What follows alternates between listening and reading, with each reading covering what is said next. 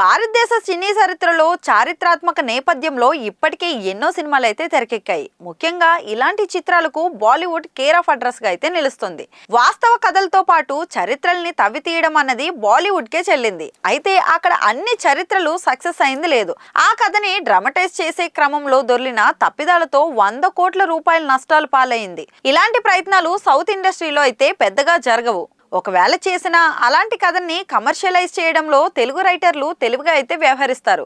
తాజాగా పాన్ ఇండియాలో అలాంటి చిత్రాలు కొన్ని రిలీజ్కి అయితే రెడీ అవుతున్నాయి. 2025లో రిలీజ్కి రెడీ అవుతున్న ఈ సినిమాలపై అంచనాలు అయితే భారీగానే ఉన్నాయి. నిఖిల్ హీరోగా స్వయంభూ తెరకెక్కుతోంది. భరత్ కృష్ణమాచారి తెరకెక్కిస్తున్న చిత్రం ఇది చోళుల కథ. సినిమా సెట్స్ పైకి వెళ్ళి చాలా కాలం అవుతుంది, కానీ ఇంకా సెట్స్లోనే ఉంది. చారిత్రాత్మక కథ కావడంతో సెట్స్లో కూడా టీం సవాళ్ళు అయితే ఎదుర్కొంటుంది.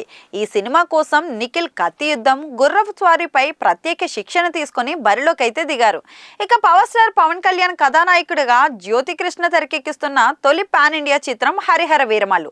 మరి ఈ సినిమా కథ మొఘల్ సామ్రాజ్యానికి సంబంధించింది. ఇందులో ఔరంగజేబ్ పాత్రలో బాబీ డియోల్ అయితే నటిస్తున్నారు. మొఘల సామ్రాజ్యంలో కొంత కథను మాత్రమే తీసుకుని దీన్ని 2 భాగాలుగా అయితే తెరకెక్కిస్తున్నారు. పవన్ కళ్యాణ్ వీరమల్లు పాత్రలో కనిపిస్తున్నారు. అలాగే యంగ్ హీరో తేజ సజ్జా నటిస్తున్న మిరాయ్ కూడా చారిత్రాత్మక అంశాలున్న కథనే. బేస్ పాయింట్ మాత్రమే తీసుకుని తెరపై కొత్తగా ప్రజెంట్ చేయబోతున్నారు. అలాగే యువ సామ్రాట్ నాగ చైతన్య కూడా ఇదే వరల్డ్ లోకి అడుగు పెట్టబోతున్నారు. ఈ సినిమాలన్నీ ఇదే ఏడాది ప్రేక్షకుల ముందుకైతే రాబోతున్నాయి. ఇక ఇటీవలే తెనాలి రామకృష్ణ కథని నాగ చైతన్యతో తెరకెక్కిస్తున్నారని చందు మొండేటి ప్రామిస్ కూడా చేశారు. ఇది చందు మొండేటి మార్క్ మూవీగా అయితే ఉండబోతుంది.